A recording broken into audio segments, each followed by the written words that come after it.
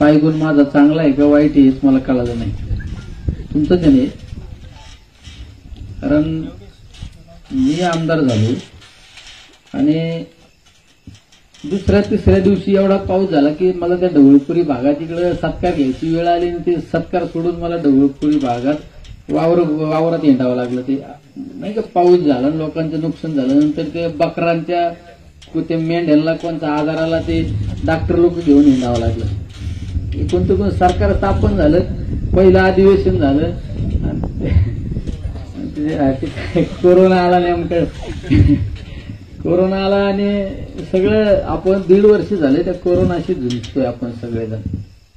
तरी पण काहीतरी आपण केलं पाहिजे. प्रत्येक गावाला काहीतरी जो विकासाचा बॅकलॉग तिथे बॅकलॉग भरून काढला पाहिजे. या ठिकाणी या पुलाचं जसं म्हणजे खरं अडचणच होती. लोकवर्गणीतून छोटा रस्ता केला पुलाचे, म्हणजे मी आल्यानंतर म्हणायला हे लवकर करणं गरजेचं होतं.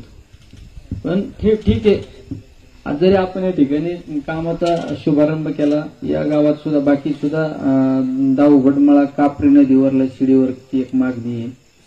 अजून कानूर पाडळी ते तर्फे कानूर ते लाटेमळा कापरी नदीवरली शिडीवर ह्याच मळ्यातला रस्ता आहे दुसरा ना. मोठ्या नदीवरला पूल आहे. पाडळी कानूर हनुमान मंदिर ते विठ्ठल रुक्मिणी मंदिर आहे ते सभामंडपाची एक मागणी आहे. याच्यातून जो कागद विसरला समजायचा. पाडळी तर्फे कानूर लक्ष्मी मातेच्या मंदिराजवळ आयमॅक्स बाकडे हे जरा किरकोळ विषय. पाडळी तर्फे कानूर या ठिकाणी दलित वस्तीमध्ये बुद्ध विहार मिळण्याबाबत.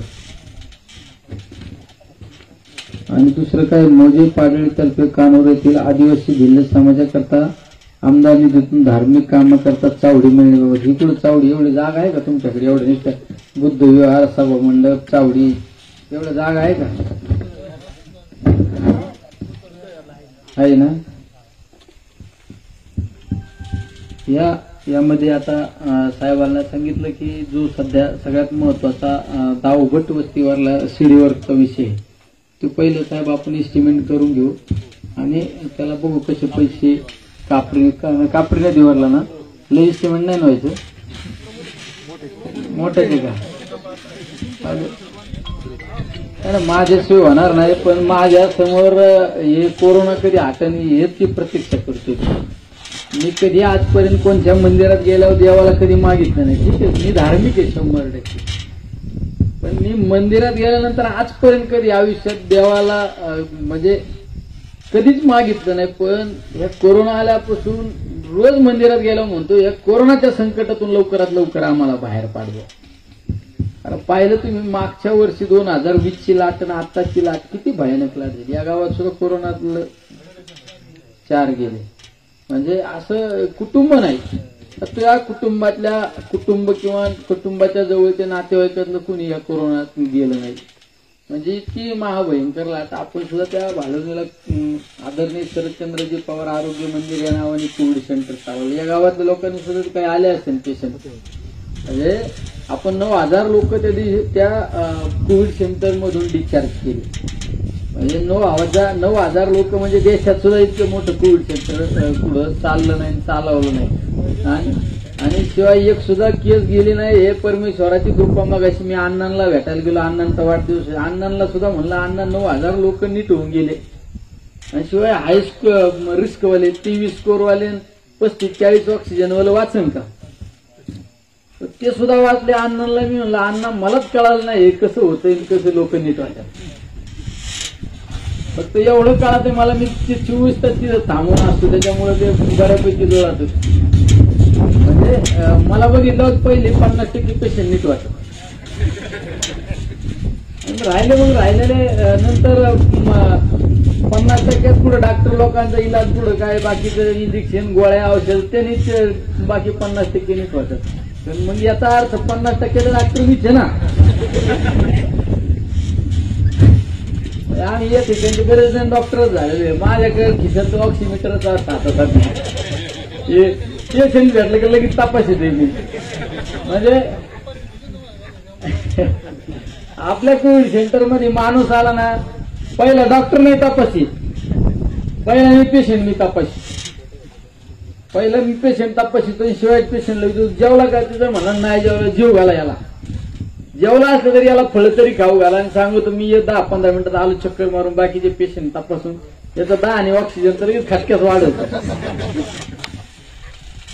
म्हणजे आजच्या परिस्थितीत सांगायचं तात्पर्य आहे की आजच्या परिस्थितीत सगळ्यात महत्वाचं, ठीक आहे विकास डेव्हलपमेंट ही तर करावंच लागते, हे गरजेची, पण आजच्या माझ्या दृष्टीने म्हणजे गेले आपण 1-2 महिने झालं ज्या गोष्टीची संघर्ष करतोय, कालच आपल्याला 60 दिवस झाले. आताच्या परिस्थितीत सगळ्यात महत्वाचं जीवनदान महत्वाचं, सगळ्यात महत्वाचं जीवन महत्वाचे. ती सुद्धा प्रत्येक आठवड्याला मुंबईला जाऊन काहीतरी विकासाच्या बाबतीत एखादी फाईल घेऊन मुंबईला जाणार, आमच्या तालुक्याला काहीतरी काम मिळालं पाहिजे, आमच्या तालुक्यासाठी काहीतरी मिळालं पाहिजे. तर 14 एप्रिल ते कालची 14 तारीख फक्त एकदाच मुंबईला गेलो, ते पण लय महत्वाची मिटिंग होती. आणि दुसरी एक महत्वाची मिटिंग होती की आपल्या तालुक्यातील पाण्याच्या प्रश्नासंदर्भात राळेगण सिद्धी 14 गावची पाणी पुरवठ्याची योजना, पुणेवाडी उपसा सिंचन योजना, जातेगाव उपसा सिंचन योजना, अशा काही कानूर पठार उपसा सिंचन योजना, अशा काही पाण्याच्या योजनाच्या संदर्भात ती सुद्धा मिटिंग लाईव्ह घेतली. म्हणजे मी सुद्धा हा विचार केला, हे बघू डेव्हलपमेंट विकास हे तर 100% नंतर करू, पण आता सगळ्यात मला आधी महत्वाचे माणसं जगले पाहिजेत. माणसंच जगले नाही ते करायचं कोणासाठी. मला सुद्धा बऱ्याच पत्रकारांनी प्रश्न विचारला की तुला भीती वाटत नाही का. मी म्हणलं ठीक आहे मला भीती वाटत नाही, मी जर बाकीच्यांसारखं घरात बसून राहिलो असतो आणि मी सुरक्षित, ठीक आहे मी 100% सुरक्षित राहिलो असतो, एखाद्या डॉक्टर जवळ घेऊन बसलो असतो, पण हे माझे लोकच वाचले नसले तर हे मी जगून तरी काय करणार. त्यामुळं मी तर सरळ सांगितलं होतं माझं काय व्हायचं ते होईल, पण मला सगळ्यात महत्वाचा प्रत्येक माणसाचा जीव वाचला पाहिजे, सगळ्यात महत्वाचं माणसं वाचले पाहिजे, ही भूमिका माझी ठेवली. म्हणजे हे काय नुसतं स्टेजवर बोलण्यासारखं का विनोदाने बोलण्यासारखं नाही. मी कधी एकदम कुठली काळजी घेतलेली दिसली नाही, तुम्ही मी मास्क कधी वापरलं नाही. मी तर सांगतो बऱ्याच जणांना, मी माझा देह परमेश्वराकडे अर्पण करून टाकलेला आहे. परमेश्वराला सांगितलं तुला काय करायची ठीक कर, मला माझ्या लोकांची सेवा करू दे. आता इतका चांगला फायदा झाला, तुम्ही म्हणजे राज्यात नव्हे देशात सुद्धा इतकं मोठं कोविड सेंटर, इतकं यश पुढे मिळालं. आता आपल्या तालुक्याला सुद्धा किती म्हणजे तालुक्याला तर फायदा मिळाला, जिल्ह्याला तर मिळाला, राज्याला सुद्धा मिळाला. राज्याच्या बाहेरच्या लोकांनी सुद्धा फायदा घेतला की कर्नाटकचं पेशंट सुद्धा आपल्याकडे आलं. कर्नाटकचं पेशंट इतकं म्हणजे शेवटच्या स्टेजचे पेशंट होतं त्याची. कारण बापू किती ऑक्सिजन होतं 780, आपलं त्याचं 780 शुगर, 780 शुगर, 19 स्कोर, 78 का 72 ऑक्सिजन लेवल आणि गडी 125 किलोचा एकदम रगील. आणि त्याचे 3 मुलं मिलिटरीत होती, देशाची सेवा करीत, आता सध्या देशाची सेवा करतात 3 मुलं. आणि 3 मुलांनी ज्यावेळी त्यांच्या आईचा फोन आला की तुझे वडील 8 दिवस झाले घरात झोपून येत आणि त्यांच्याला कोरोना झालाय, कोविड झालाय, त्यांना कुठेतरी हॉस्पिटलमध्ये नेणं गरजेचं आहे, ते सिरियस होत चालले. 3 पण मुलांनी ज्यावेळेस हिमाचलवरून त्यांचा एक मुलगा निघाला, बाकी 2 मुलं निघाल्यानंतर 3 मुलांनी ठरवलं की पारनेरला त्या भाळवणी जे कोविड सेंटर आहे तिथंच वडिलांना घेऊन जायचं, काय वडिलांचं बरं वाईट होईल ते होईल. त्या म्हाताऱ्यांनी सुद्धा सांगितलं मला तिथं घेऊन चला. आणि खरंय म्हातारा आपल्याकडे आणलं नसतं तर त्या आवाजाने टिकटिकच्या आवाजाने तर कार्यक्रमच लागला असता. म्हणजे दवाखान्यात का लोक आपल्याकडे एवढे लोक का नीट झाले, त्याला कारण हे का आपण सगळ्यात महत्वाचं लोकांची भीती घालवण्याचं काम केलं. आणि लोक दवाखान्यात गेले ना ते पीपी किट आणि दवाखान्यात सारखा आवाज, tick tick tick tick tick tick सारखा आवाज. आणि डॉक्टर लोक सुद्धा लांबून आणि पेशंटचे नातेवाईक कोणी येऊ नका, तुम्हाला माहित नाही का कोविडचं वार्ड आहे, कोविड वार्ड म्हणजे सगळं डसत आहे. म्हणजे नातेवाईक पण घाबरल्याने पेशंट डबल घाबरला, कोणी बघायलाच मिळत नाही ना. माझ्याकडे बरेच हॉस्पिटलमधले नातेवाईक आले तर आमचं पेशंट ऍडमिट केल्यापासून आम्हाला पेशंटच पाहायला नाही मिळालं, कमीत कमी डॉक्टरला विचारा तरी आमच्या पेशंट काय आहे का गेलं. खरं आहे बरं का. म्हणजे चांगल्या पुण्यातल्या तर बहुतांश हॉस्पिटलमध्ये ते झालं का पेशंट ऍडमिट केलं भेटायला जाऊन नाही दिलं. तर आम्ही हॉस्पिटलला फोन केला, असं असं पेशंट आहे, काय परिस्थिती. पण आपल्याकडे एकदम भंडारा भरला होता. जसं काय एकदम वातावरण एकदम आनंदी वातावरण, जसं अखंड हरिनाम सप्ताह असून लोक दिवसभर बिझी. म्हणजे सकाळी योगा असून पार जेवणाला तर काय मुंह मांगे मिळताय. म्हणजे एखाद्या 5 स्टार हॉटेलमध्ये मिळत नाही असं आपल्याकडे मिळालं. म्हणजे पार ज्यूस म्हणून फळला पार ड्रायफ्रूट. आमच्या आयुष्यात कधी आम्ही ड्रायफ्रूट बघितलं नाही. मला तिथं कोविड सेंटर चालू झाल्यावर कळालं हे ड्रायफ्रूटचे हे प्रकार असतात.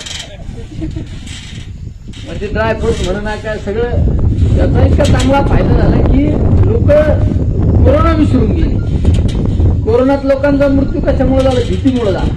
लोक कोरोना विसरून गेले आणि चांगला रिझल्ट मिळाला की 9,000 लोक त्या कोविड मधून आपल्याला त्या आरोग्य मंदिरातून बरे झाले. सांगायचं तात्पर्य हे की सगळ्यात आताच्या परिस्थितीत जीवनदान महत्वाचं आहे. पण त्या परिस्थितीमध्ये सुद्धा आपण आपल्या मतदारसंघात काहीतरी केलं पाहिजे. आता सध्या सुद्धा 16 कोटी रुपयाचे बंधाऱ्यांचे काम आपल्या मतदारसंघात चालू आहे. म्हणजे मी तर मधल्या काळात इतके म्हणजे 50-50 लाख रुपयाच्या कामांची कामं सुरू झाली. पण डायरेक्ट ठेकेदाराला सांगितलं कामं सुरू करा भाऊ. म्हणलं मला वेळ नाही याचा अर्थ मला सगळ्यात महत्वाचं काय, माणसं वाचले पाहिजे, तिकडे कामं तर झाले पाहिजे. पण मी येऊन नारळ फोडण्यापेक्षा तुम्ही कामं चालू करा ना. का मी नारळ फोडायला आलं वेगळं काम होणार आहे आणि माझ्या घरी राजकीय वेगळं होणार आहे का. इथे सुद्धा प्रवीणला सुद्धा मी तेच सांगितलं होतं की तू चालू कर. बरोबर आहे ना प्रवीणने पण काम चालू केलं. पण आता 1-2-4 दिवसापासून आपल्याकडे पेशंटची संख्या पार 60-65% पेशंट कमी झाली. त्याच्यामुळे आता आम्ही सुरू केलं मिटिंगा कुठं काहीतरी. आता परत जरा डीपमध्ये लक्ष द्यावं लागेल ना. आता कुठं रस्ते कुठं आता एक कोरोनात लावून धरायची जागा. म्हणजे आता सध्या सुद्धा आपल्याकडे 16 कोटी रुपयाचे बंधाऱ्यांचे कामं चालू आहेत, रस्त्यांचे काम आहे. बऱ्याच वेळा काय 50,000 रुपयाचं मुरुम टाकेल आणि त्याचा एवढा गाजावाजा करतात सध्या तालुक्यात चालू आहे. आणि आता अजून काही लोकांची अजूनच सवय नाही केली. मंजुरी एक काम करीत आणि दुसरेच झेंडे लावितात. अरे आपला असलं आपलंच म्हणा ना. आता आपण काहीतरी 1.5 कोटी रुपयाचे आयमॅक्स फ्लाईट देवस्थानसाठी आयमॅक्स मंजूर केले. आता आपण वर्क ऑर्डर टाकली, सगळी टाकली. पण आता काही नाही याच्या निधीतला तू काय आता त्याची निधी जिल्हा परिषद तुमच्या बापाची काय, जिल्हा परिषदला आम्हीच फंड देतो ना. म्हणजे हे असं सध्या हे पण चालू झालेलं आहे. आता एक म्हणजे काम मंजूर करून आणावं सांगावं लागत. म्हणजे किती अवघड परिस्थिती आहे.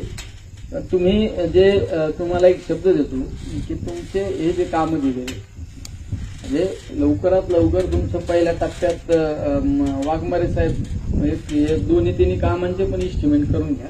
कारण खऱ्या अर्थाने पाडळी हे गाव म्हणजे गाव एकदम सुज्ञ गाव आहे. आणि गाव तू बाग वाचलाय भाऊ बिचारा. गाव एकदम सुज्ञ आहे. आणि पण ज्या पद्धतीने गावाला डेव्हलपमेंट साठी मदत होणं गरजेचं होतं ती आजपर्यंत मदत नाही झाली. म्हणजे विकासापासून वंचित राहिलेलं गाव आहे. पण आपल्याला तो बॅकलॉग आपल्याला भरून काढायचा. त्याच्यामुळे तुम्हाला जरी मी म्हणलं एका शिडीवरचं पुलाचं इस्टिमेट करा, पण त्याचबरोबरीने यांची जी 2-4 कामं आहेत ते सगळ्यांचं एकदा करून टाका. म्हणजे आपल्याला जसा अंदाज त्या अशा घोषणा दिल्या. मला असं वाटतं काही निवडणूक आली काय मला काटा आला ना अंगावर बघायच्या आल्या घोषणा दिल्या. म्हणलं आयला मी तर अजून आमदार झालेलं विसरलोय. म्हणजे मला ते विश्वास बसा अजून आमदार झालोय म्हणून त्याच्यात लगेच निवडणूक लागली काय म्हणून. बरं आपलं आहे हेच आपलं बरं आहे. शॉर्ट मध्ये बॅटिंग करायची. मला एक जण असं तुम्ही म्हणजे म्हणतं खासदार आता जिल्ह्यात असं सुरू झालंय का आता निलेश लंके लोकसभेत उमेदवार जे पहिले खासदार आहेत ते घाबरले. त्यांना वाटलं आता हे आल्यावर कसं करायचं. नाही याच्यातच बरं आहे आपलं समाधान राहायचं. मला असा एक जणांनी प्रश्न विचारला, आता खासदार, मी म्हणलं खासदारकीत मला इंटरेस्ट नाही. म्हणलं का बरं? खासदारकी जरा कामं करतायत. मी म्हणलं अरे मला 12 वाजता रातचं वाटतं ना मुंबईला जायचं, तर रात्र निघतो मी. आता आम्ही मुंबईला ह्याच मंगळवारी गेलो नाही तर मुंबईला रात्री सगळं काम उरकून रात्री 1:30-2 वाजता निघतो आम्ही. काय हॉटेल फिक्स आहे का ते? आमच्यासाठी 2 वाजता पण आम्हाला जेवण देतात. तसं दिल्लीला जायचं म्हणलं विमानाचं तिकीट बुक करा, तिथं बसल्यावर पण यायला असं धरून आणल्यासारखं बसावं लागत. तर आता ते कोरोना आला तर मास्क लावावा लागतो आणि मला तर ते जमत नाही. एकदा आम्ही दिल्लीला गेलो राहुल ना, आणि त्या विमानात त्या बाया घडी घडी यायच्या ते मास्क लावा. आता म्हणलं वाद घालताय ना त्यांच्या बरोबर वाद घालताय. म्हणलं आता हे जर इकडं विमानतळ सोडून असत बरोबर आहे ना, तिकडं कोण ओळखीचं निलेश लंके कोण आहे काय यांना काय पटणार, पण सांगत होत. त्यामुळे हे काय दिल्ली काय जायचं नाही, आपलं इधरच बॅटिंग करणे की हे जे तालुक्यातले जे प्रलंबित प्रश्न आहे ते आपल्याला प्रश्न सोडवायचे. आपल्या तालुक्यात सगळ्यात महत्वाचा जो प्रश्न आहे तो म्हणजे पाणी. मी सगळ्यात महत्वाचं या 5 वर्षामध्ये मला कुठल्याही परिस्थितीत आपल्या मतदारसंघातले पिण्याच्या पाण्याच्या जे प्रश्न आहे, जे प्रलंबित योजना आहे, त्या योजनाचा कमीत कमी आपल्याला शुभारंभ तरी करायचा आहे. शुभारंभ तरी आपल्याला कुठल्या परिस्थितीत. काहींना किती 16 वर्षांनी ध्यान झाले काहींना 1 TMC पाण्याचं. अरे तू काय जाऊ दे, आपल्याला काय आता ते गोष्टीला बोलण्यात 16 वर्षांनी ध्यान झाले. पण ते गोळ्या औषधाची एक्सपायर डेट झाली. हा, तसं आपण काही घोषणा बिषणा नाही दिलेली, पण आपण काम करून दाखवणार. राज्याचा पहिला आमदार असेल ज्यावेळेस नागपूरला अधिवेशन होतं, नागपूरला अधिवेशन त्या ट्रायडन हॉटेलच आहे नागपूरला. पवार साहेबांना भेटायला मी सकाळी, त्यावेळेस मंत्रिमंडळ सुद्धा नव्हतं झालं. म्हणजे खरी फॅक्टर माझ्या मंत्रिमंडळातल्या मंत्र्यांचा आणि पवार साहेब दादांचा ताईंचा एवढा विश्वास करण्याचं कारण सांगतो मी. कोण रेडिसन ना, इंग्रजी हॉटेलचे नाव असेल त्याच्यामुळे मला लवकर कळत नाही. त्या हॉटेलवर मी सकाळी साहेबांना भेटायला गेलो. साहेब गडबडीत होते आणि साहेब गाडीत बसून निघले. साहेब आणि आपले देशमुख साहेब, अनिल देशमुख साहेब गाडीत बसून मला पाहिलं आणि साहेबांनी गाडीत ब्रेक मारला. म्हणले गाडीत. मला विचारलं आता हे तुझी काय इच्छा? साहेबांची एक सवय पवार साहेबांची की प्रत्येक आमदाराला ठीक आहे ते स्वतः निर्णय घेणार तेच येत ना, पण विश्वासात घ्यायचं म्हणून ते फॉर्मॅलिटी असते. मला विचारलं तुला काय वाटतं, तुझी काय इच्छा? माझ्या जागेवर दुसरा आमदार असता मिळू नाही तर नाही मिळू म्हणला असं. साहेब बघा ना मला काय मिळालं. मी पवार साहेबांना सांगितलं, साहेब माझ्यासारख्या एका सर्वसामान्य घरातल्या माणसाला तुम्ही आमदार केली यापेक्षा काय पाहिजे? माझी एक इच्छा आहे साहेब, माझा तालुका 80-85% दुष्काळी आहे. माझ्या मतदारसंघाला पाणी द्या. मला सगळ्यात मला मतदारसंघाला पाणी देण्यासाठी मला मदत करा. साहेबांनी 6 महिन्यानंतर साहेबांना आठवण झाली. एकदा मला पाहिल्यानंतर आणि जयंत पाटलांना फोन केला की याचा पाण्याचा प्रश्न सोडवा. ज्यावेळेस आता मध्ये कोविड सेंटरला जयंत पाटील साहेब आले त्यावेळेस सुद्धा साहेबांनी काय सांगितलं की आमची 2 दिवसापूर्वी जी मिटिंग झाली त्यातल्या बऱ्यापैकी तुमचा पाण्याचा प्रश्न सोडून हे सुद्धा त्यांनी सुद्धा कबूल केलं.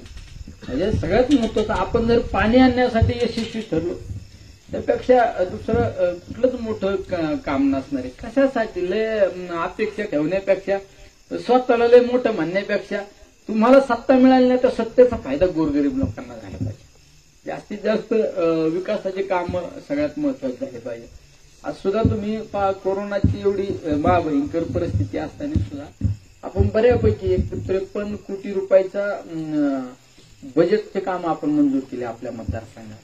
काही रस्त्यांचे काम सुद्धा मंजूर केले. पण शेवट काय असतं, काही गोष्टी लय आपल्याला जाहिरातबाजी नाही करता येत. जाहिरातबाजी या करता येत नाही यासाठी की आपलं म्हणतात ना आपल्या हाताने खाल्लेलं परवडतं. लय दाखवायला गेलं ना यांना माहिती सगळं बरोबर ना का हो साहेब. लय दाखवायला गेलं तर बाकी आमदार मग त्या स्थानिक मंत्र्यापाशी जाऊन बसतात. निलेश लंकेला दिलं ना आम्हाला का नाही दिलं. त्यापेक्षा आपलं आतल्या हाताने जेवढं काम करताय नाही तर आता सध्या काय झालेलं एक दुसरी परिस्थिती, लाख रुपये मंजूर करून आणायचं, त्याचं एवढं वाजवायचं, लाख रुपयाच्या कार्यक्रमाला त्या ठेकेदाराला 50,000 खर्च करायला लागतो. आता मी आल्या म्हणलं अरे काय आलं मंडप, पण हे मंडप माईक नसतात मग अर्धा तास वाचले असते ना. हे वया ठीक आहे, हे माया फायदेशीर आहे, मी त्याच्यामुळे म्हणलं हे पहिल्या वया माझ्या समोर आणा.